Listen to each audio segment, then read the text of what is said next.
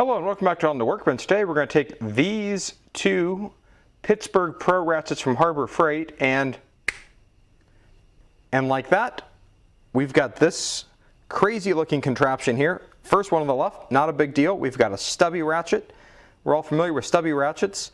It's always good to have a Stubby around. Maybe this is a little bit longer than what you consider to be a Stubby, but then over here we've got the holy grail of what we came looking for. And this is perhaps the ultimate multi-position ratchet to get you out of jail for whatever crazy fastener you're trying to get on. Because with this is basically a speed ratchet here, or any other weird combination, and this is infinitely expandable. Just keep buying more and more of these, and you can build them out however you like. So now let's get started with the build, and we'll talk a little more about this at the end.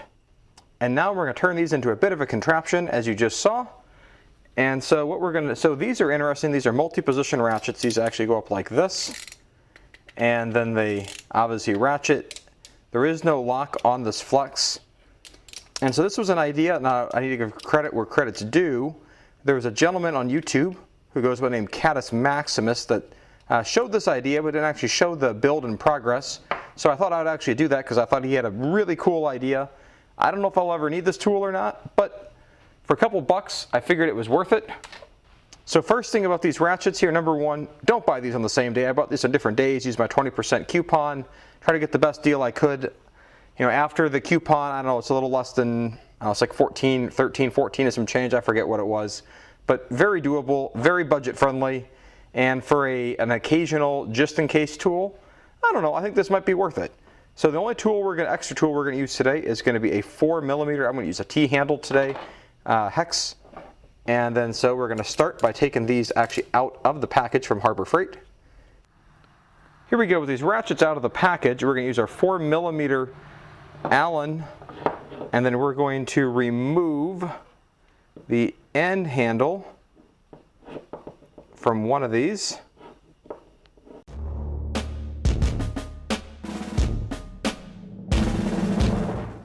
There we go. Now be careful with the ball detent in here. The ball is on a spring. So I'm just going to try to set that up like that. And out of sight, you can see this has some blue Loctite on it. And then on the other ratchet, we're going to take the head off.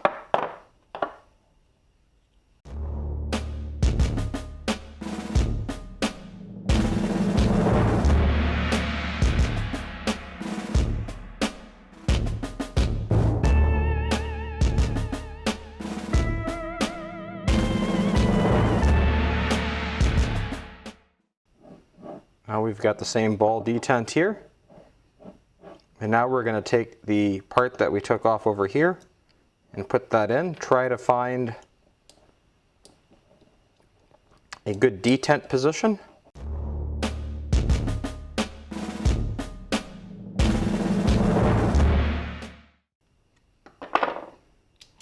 And then now we have a true multi-flex ratchet, unlike any that you can actually buy that I'm aware of.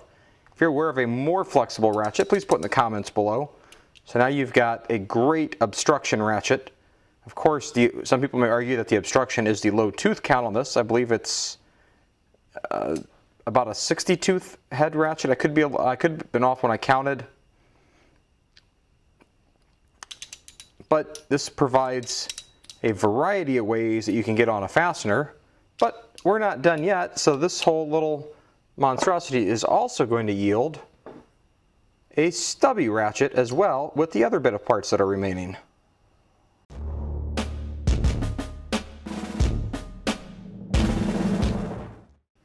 And now we have a nice little stubby ratchet as well. So we still have two ratchets, but now we've got this unique little monstrosity that we can use to get around any sort of weird, awkward, bizarre location that we need to get around. And so to me, I think that's a win. I don't know if I'm ever going to use this or I'm going to find a situation that requires it, but it's one of those things that it's a cheap Harbor Freight tool. It does have a lifetime warranty theoretically. I don't know how they would handle this since the components are kind of reconfigured. If something breaks, I could kind of undo my hybridization here and put it back to so-called factory form, and you should be able to just return it because at least the middle part of it, if you only have one, does say Pittsburgh Pro, so it does identify the origin, and that's actually stamped in, which is rather nice. It's not printed on.